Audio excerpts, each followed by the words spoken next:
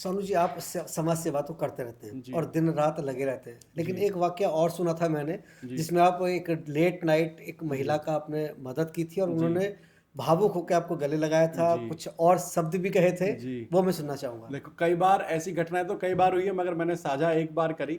और मैं निकल कर आ रहा था नोएडा सेक्टर 15, नोएडा की तरफ, दिल्ली की तरफ से नोएडा की तरफ आ रहा था। इस्कॉन टेम्पल के पास मैंने देखा किसी की बेचारी, एक परिवार की गाड़ी में कोई परेशानी आ गई, खराबी आ गई, तो गाड़ी स्टार्ट नहीं होती। वो 2 बच्चियाँ थी छोटी-छोटी, वो धक्का मार रही थी और मैं उनको देखता हुआ इग्नोर करके आगे निकल गया। जैसा आपने देखा होगा, हम सब लोग अक्सर देखते हैं कोई परिवार बेचारा परेशान है तो लोग बाग उसको इग्नोर करके आगे निकल जाते हैं। जब मैं आगे निकला, लगभग मैं 3 से 4 किलोमीटर आगे चल गया, तो मेरे दिमाग में आया, यार क्या पता नहीं, रात के 1:30 बज रहे हैं, ठंड का समय है और ये क्यों बच्चियाँ परेशान है, एक बार जाकर पूछ तो सही कि तेल-वेल तो नहीं खत्म हो गया इनकी गाड़ी में।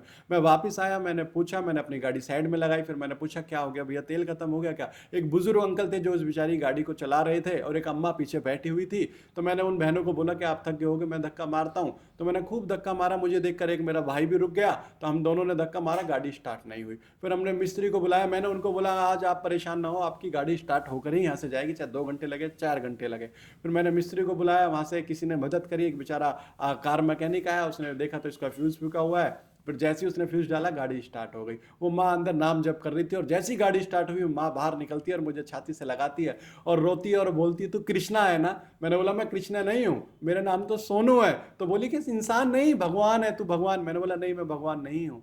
तो उस माँ ने मुझे भगवान माना, मेरे पैरों को चूमने लगी, मेरी कोली भरने लगी, मुझे रोने लगी, मैं भी रोने लगा। तो मैंने पूछा माँ ऐसा क्यों? तो बोल रही है कि मैं 4 घंटे से हम सबसे मदद मांग रहे थे, किसी ने गाड़ी नहीं रोकी, और जैसे ही मैंने माला जपनी चालू करी, अपने भगवान को बैठकर याद करा, मैं 10 बार 15 बार अब नाम ही ले पाई थी और तू तुरंत आ गया। और जैसी तू आया, जैसी तूने मुस्कुराते हुए बोला, माँ परेशान ना हो, गाड़ी स्टार्ट होकर ही आप यहाँ से जाओगी, आप मुझे जानते नहीं हो, फिर भी आपने ये बात बोली, तो इसका मतलब तू बेटा भगवान है, तुझे भगवान ने भेजा। तो इससे उद्देश्य ये है कि सामने वाला इंसान आपको कब भगवान का दर्जा दे दे, आपके कर्म की वजह से, आप सोच भी नहीं सकते। एक मानव को ईश्वर का दर्जा कब मिल जाए। देखो, इंसान कभी भगवान नहीं हो सकता, मगर आपके कर्म आपको भगवान कहलवा सकते।